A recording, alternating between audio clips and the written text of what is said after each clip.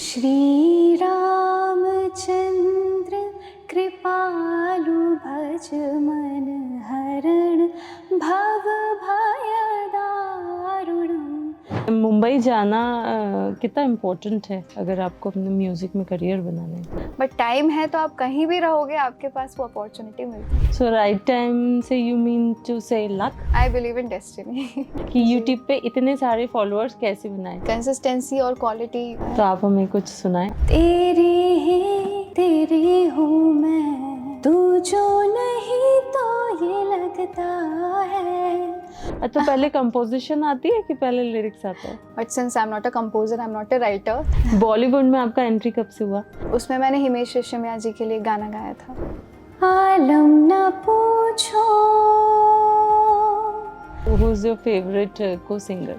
ऐसे तो मैं नहीं बता सकती। ऑलमोस्ट मैं तो सबके साथ गाना अच्छा, जो कल्चरल प्रोग्राम्स आप करते हैं मींस फ्रॉम द गवर्नमेंट और जो प्राइवेट शोज होते हैं, क्या अंतर लगता है आपको? मैं अच्छा गाऊं, लोग मुझे पसंद करें। तो हम वैसा गाने गाते हैं जैसे आजकल जो थोड़े से वल्गर टाइप के, तो वैसा हमारा पर्सनालिटी भी बनता है। उनका जैसा एक्चुअली में स्वभाव होता है वो स्टेज पे थोड़ा बहुत तो झलकता है। ये जो सिंगर का कैसा क्या शेयर होता है? इट्स लाइक क्या रॉयल्टी? जितने भी सीनियर आर्टिस्ट हैं, बड़े सिंगर्स हैं, म्यूजिशियंस हैं, उनको काम करते हुए देखने में बहुत कुछ सीखने मिलता है।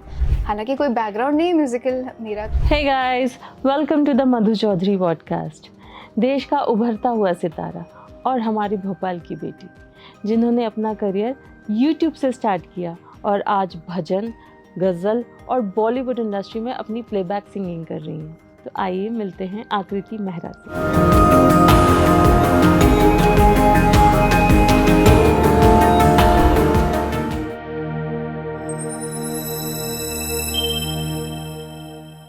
Hi Akriti, welcome to my channel. Hi, thank you so much for having me here. सबसे पहले तो मैं चैनल की बात चल रही है तो सबसे पहले उसी की बात करूंगी कि YouTube पे इतने सारे फॉलोअर्स कैसे बनाए? एक्चुअली वही, मतलब मैंने अपना चैनल स्टार्ट किया था ये सोच के कि कुछ कवर्स और ये सब मैं डालती रहूँगी, बट धीरे धीरे लोगों को पसंद आए कवर्स, और अभी इतना है कि 4.5 लाख ऑलमोस्ट सब्सक्राइबर्स हो गए हैं। ग्रेट। तो बस धीरे धीरे कंसिस्टेंट रह के, हालांकि अभी मैं बिल्कुल भी नहीं हूँ, होना चाहिए बट वही कंसिस्टेंसी और क्वालिटी आप अच्छी रखेंगे तो धीरे धीरे हो जाते हैं सब्सक्राइबर्स। अच्छा, और आपने कब चैनल स्टार्ट किया था? मुझे हो गए हैं, मुझे लगता है 7-8 साल हो गए चैनल को बनाए हुए। काफ़ी टाइम हो गया है। Nice, तो मैंने शुरुआत वही सोच के की थी कि कवर्स डालूंगी, बट अभी सिंस मेरी ऑडियंस है तो मैं ओरिजिनल्स पे भी काम कर रही हूँ। कुछ ओरिजिनल्स मेरे ऑलरेडी हैं चैनल पे और अभी आगे भी कुछ है जो आने वाले हैं। अच्छा, फर्स्ट ओरिजिनल कब रिकॉर्ड किया था? फर्स्ट ओरिजिनल मैंने लॉकडाउन में रिकॉर्ड किया था। अच्छा। एक्चुअली लॉकडाउन में मोस्टली कुछ खाली बैठे थे तो कुछ नए धुन मेरे दिमाग में आई थी, तो वो पहला ओरिजिनल ऐसा था जो मैंने खुद ही थोड़ा कंपोज किया था, थोड़ा सा लिखा था। फिर मेरे जो म्यूजिक वाले फ्रेंड्स हैं उनसे हेल्प ली थी और हमने फिर कोलैबोरेट करके एक गाना बनाया था जो फिर मैंने अपने चैनल पे अपलोड किया था। That's great. If you're composing, that means मतलब आपको रागों का बहुत अच्छा ज्ञान होगा। Which is your favorite राग? मुझे सबसे ज़्यादा अच्छी तो यमन लगती है, to be very honest. Is very simple, it's very, मतलब सिंपल तो नहीं बट गाने में बहुत मज़ा आता है। और उससे रिलेटेड जो फिल्मी गाने होते हैं वो सुनने में बहुत मज़ा आता है। तो आप हमें कुछ सुनाएं।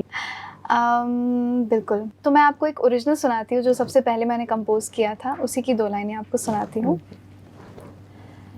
तेरी हूँ मैं,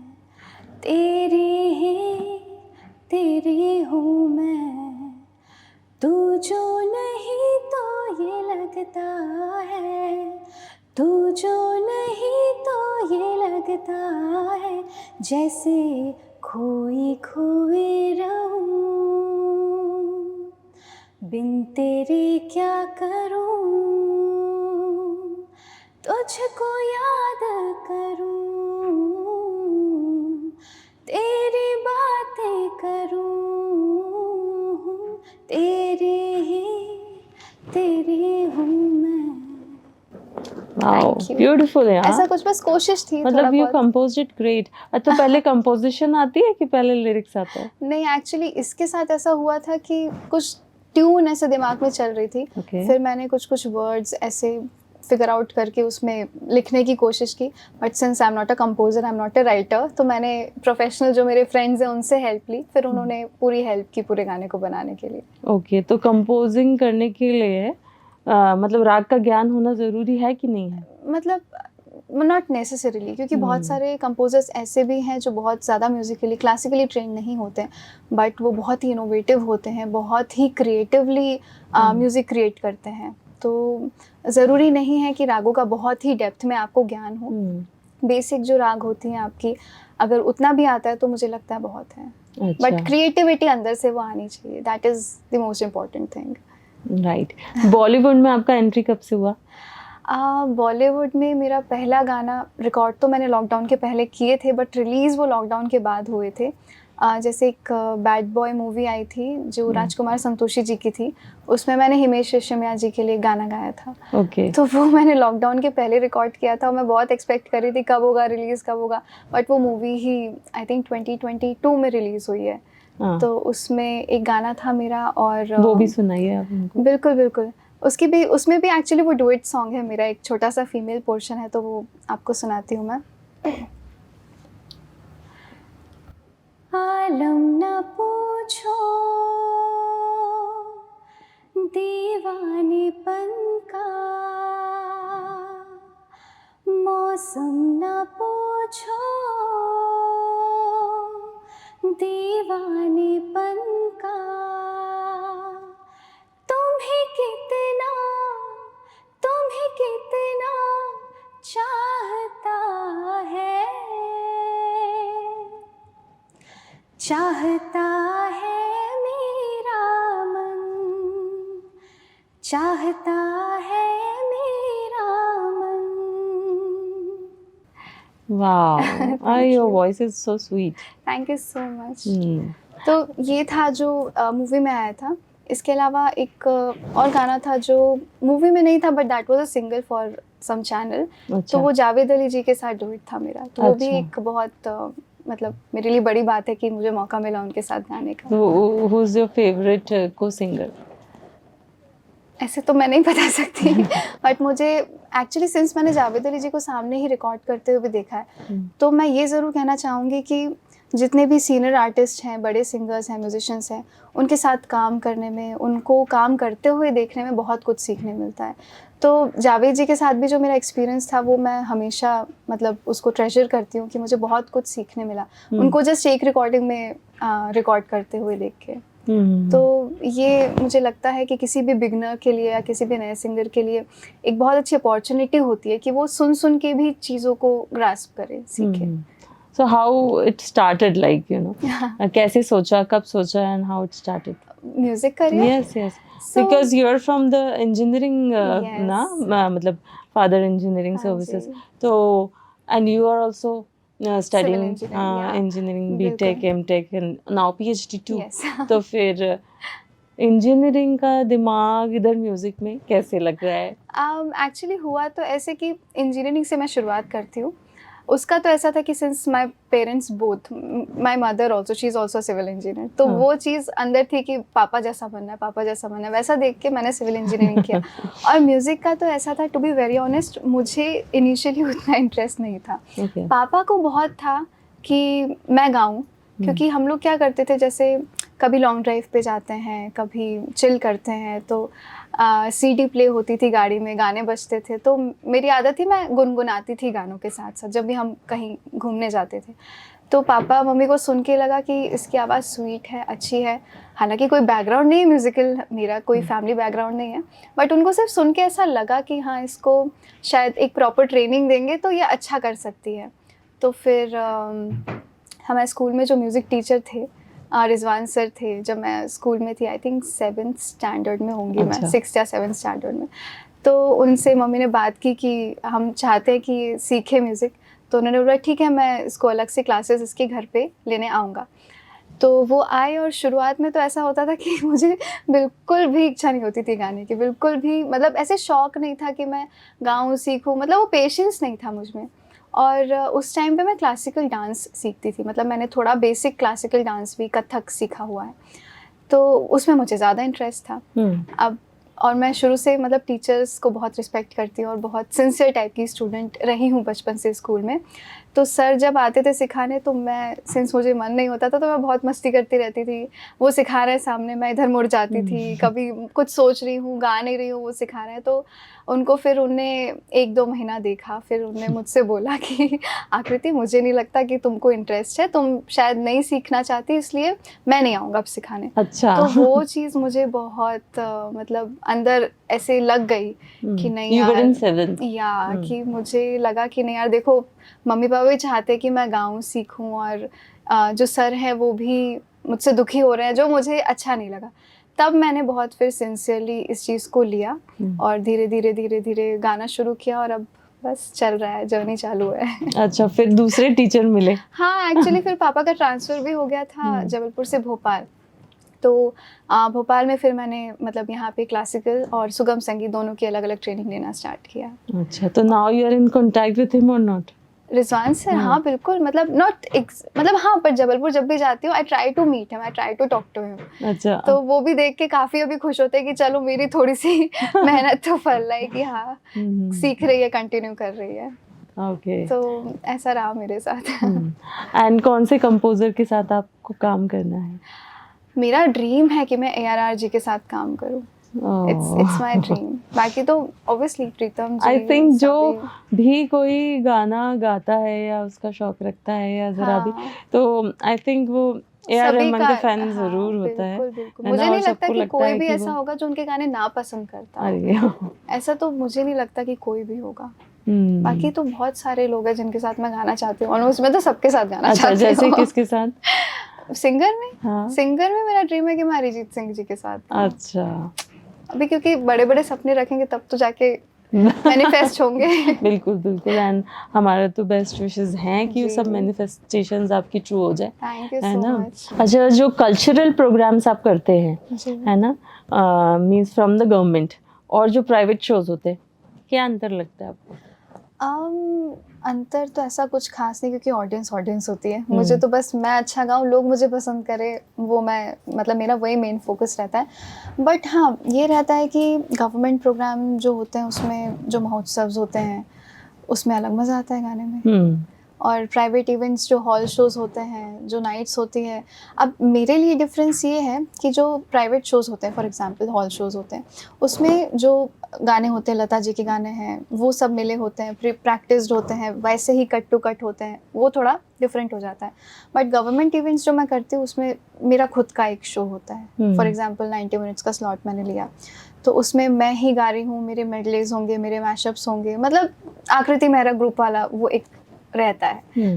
मतलब मेरे लिए तो यही एक डिफरेंस है जो मैं शोकेस करती हूँ लोगों के सामने। That means the government thing is like more better, क्योंकि आपका उसमें वो नाम होता ओके है। हाँ, नाम होता और है। इसमें भी नाम होता है, बट इसमें मैं लता जी के गाने गाती हूँ, उसमें मैं सब गाती हूँ, ऐसा ओके। रहता है। तो आप भजन भी बहुत सारे गाती हैं जी हमने, जी और जी। बहुत प्यारे प्यारे आपके भजन हैं। राम का भी आपका भजन आया हुआ है, जी जी जी। तो हमें कुछ एक भजन सुना दीजिए आप। बिल्कुल। मैंने एक्चुअली भजन में ही शुरुआत मेरी, आप कह सकते हैं, पिछले 2 साल से हुई है।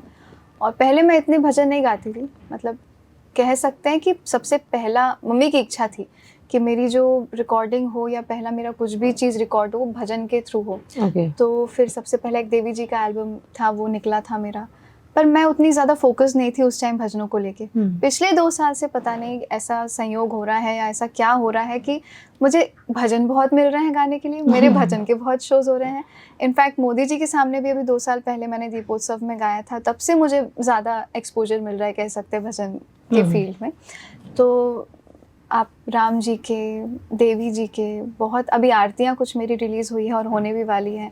हैरी आनंद सर हैं, उनका एक भजनों का चैनल है, जिनके लिए पिछले 1 महीने से मैं गा रही हूँ।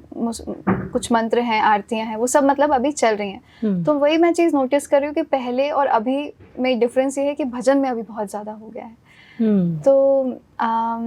तो आप थोड़ा स्पिरिचुअल भी हैं क्या? अब ज़्यादा हो गई हूँ, मुझे ऐसा लगता है, भजन गा गा के वो चीज़ अंदर आ गई है मेरे। अच्छा, ऐसा होता है कि भजन गाने से आ जाती है? मेरे साथ तो ऐसा हुआ है, क्योंकि पहले उतना मैं कनेक्ट शायद नहीं कर पाती थी जितना अभी कनेक्ट कर पा रही हूँ। क्योंकि किसी भी गाने के लिए, कोई भी गाना आप गा रहे हैं, उसको आपको फील से डूब के गाना चाहिए। तो भजन जब मैंने स्टार्ट किया तो उस चीज़ को सोच के, उस चीज़ में ढल के, उस चीज़ को अंदर से निकालने के लिए मुझे लगा कि मैंने अपने आप को कहीं न कहीं भगवान से कनेक्ट किया है। अच्छा, तो वो तो मतलब ऐसा कि जैसे अगर कोई थोड़ा-सा हम वैसा गाने गाते हैं, जैसे आजकल जो थोड़े से वल्गर टाइप के, हाँ, हाँ, तो हाँ। वैसा हमारा पर्सनैलिटी भी बनता है? वो ज़रूरी मैं नहीं है, बट मैं ये ज़रूर मानती हूँ कि आपकी जो पर्सनैलिटी है एक्चुअल में, वो आपके गाने में रिफ्लेक्ट होती है। ये आपने भी वाइस वर्सा शायद है। कहीं देखा होगा, हुँ। क्योंकि मैं जितने भी सिंगर्स से भी मिली हूँ, उनका जैसा एक्चुअली में स्वभाव होता है, वो स्टेज पे थोड़ा बहुत तो झलकता है। As in? जैसे श्रेया जी हैं, हाँ। वो बहुत सॉफ्ट स्पोकन है, वो स्टेज में भी मस्ती वाले गाने भी गाती है, तो मतलब ऐसा बहुत तड़क भड़क वैसे नहीं लगता। She is very soft spoken और बहुत सॉफ्टली वो गाती हैं। अब सुनिधि चौहान जी हैं, वो भी बहुत ज़्यादा मतलब डांसिंग नंबर्स और वैसा, तो वो दिखता है पर्सनैलिटी में ऐसा। मेरे साथ भी ऐसे है कि मैं थोड़ी सी सॉफ्ट बोलती हूँ, तो मेरी वो चीज़ दिखती है कि मैं वैसी ही हूँ, सॉफ्ट गाती हूँ, सॉफ्ट वो चीज़, मतलब मुझे लगता है कि एक आर्टिस्ट में दिखती है वो चीज़, जैसा कैरेक्टर, जैसा पर्सनैलिटी होती है, वो थोड़ा सा दिखता है गाने में। राइट, तो फिर तो भजन भजन सुना बिल्कुल, देते हैं। मैं वही सोच रही थी जो मोदी जी के सामने सुनाया हाँ, था, वही बिल्कुल, आरती बिल्कुल, आपको, बिल्कुल। राम जी की आरती सुना देती हूँ। श्री रामचंद्र कृपालु भज मन हरण भव भय दारुणम् नव कंज लोचन कंज मुख कर कंज पद कंजारुणम् श्री राम।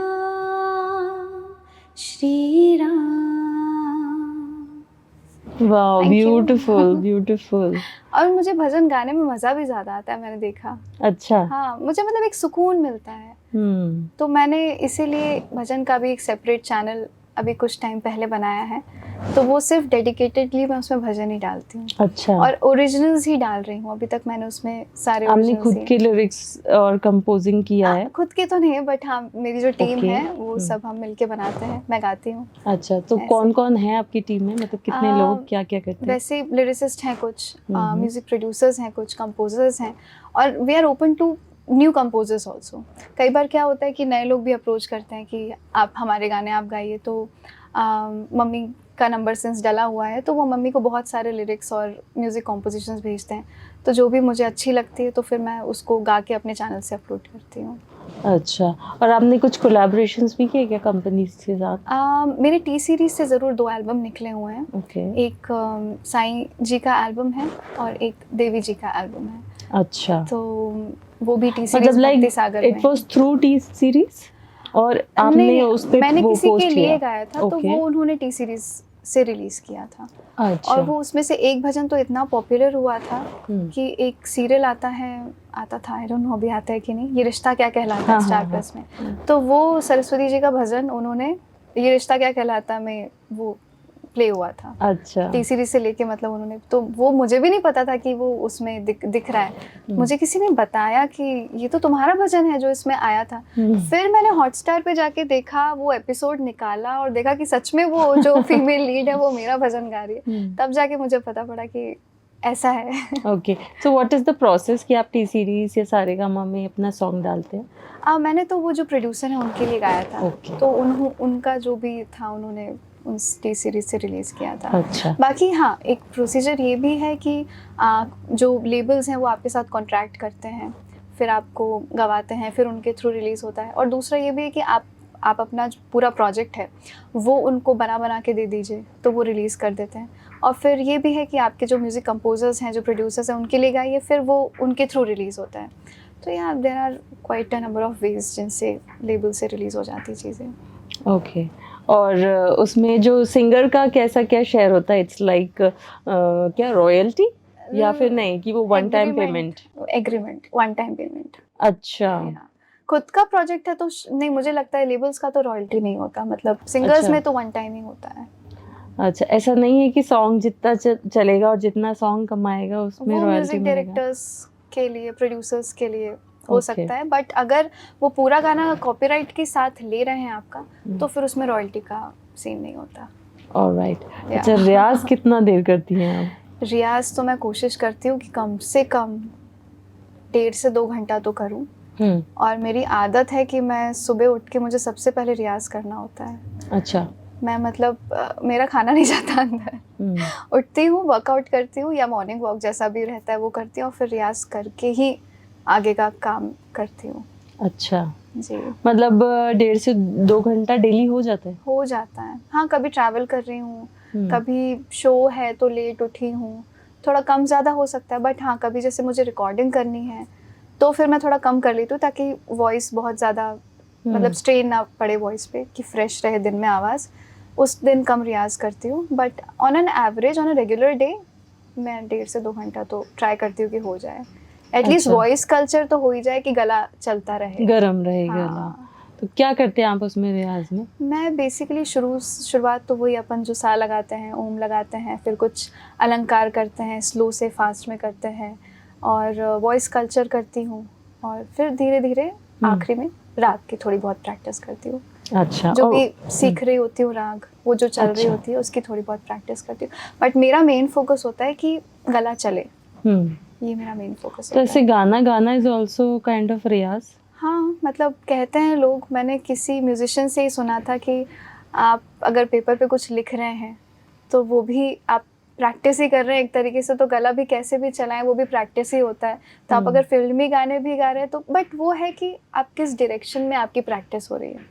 मतलब अगर आप क्लासिकल फाउंडेशन वाली जो चीज़ें हैं उसकी प्रैक्टिस करेंगे that will help you in multiple ways. तो वो डिपेंड करता है कि आप प्रैक्टिस किस चीज़ की कर रहे हैं। बट हाँ, फिल्मी गाने गा रहे हैं तो दैट इज़ ऑल्सो प्रैक्टिस होंगी। कई बार तो लोग रिहर्सल्स के लिए जाते हैं, शोज़ के लिए जाते हैं, उसको भी रियाज ही मानते हैं। That is also considered as practice only. Right. अच्छा, मुंबई जाना कितना इम्पोर्टेंट है अगर आपको अपने म्यूजिक में करियर बनाना है तो? देखा जाए तो है भी, और देखा जाए तो आप यहाँ से भी बहुत कुछ कर सकते हैं। मतलब it is both the ways. क्योंकि अभी जब से सोशल मीडिया का टाइम आया है, मैंने देखा है बहुत सारे लोग ऐसे हैं जो एकदम से वायरल हो रहे हैं। अच्छा कंटेंट हो चाहे नहीं हो, पर लोग वायरल हो जाते हैं और फिर म्यूज़िक लेबल उनको अपने आप अप्रोच करते हैं। तो मुझे लगता है कि टाइमिंग इज़ वेरी इम्पोर्टेंट। क्योंकि आपका अगर राइट टाइम नहीं है और आप मुंबई में स्ट्रगल कर रहे हो तो पता नहीं आपको मिलता है नहीं मिलता है, वो थोड़ा डाइसी सिचुएशन होती है।